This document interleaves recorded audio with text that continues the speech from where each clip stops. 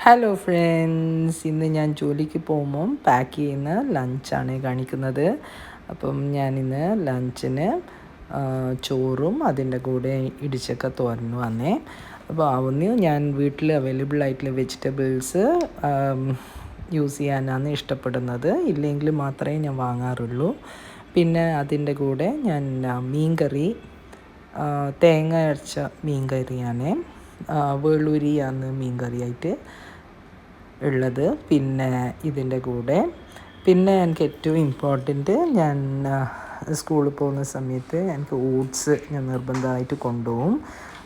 Interval സമയത്ത് oats കഴിക്കുന്നത് എനിക്കൊരു ഹാബിറ്റായിപ്പോയി.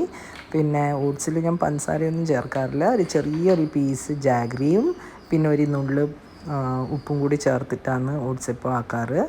പിന്നെ ബ്രേക്ക്ഫാസ്റ്റിന് ഇന്ന് ഇഡ്ഡലിയും പിന്നെ റെഡ് ചട്നിയുമാണ്. അപ്പോൾ ഇന്നത്തെ ഫുഡ് ബ്ലോഗ് ഇത്രയേ ഉള്ളൂ. ബൈ.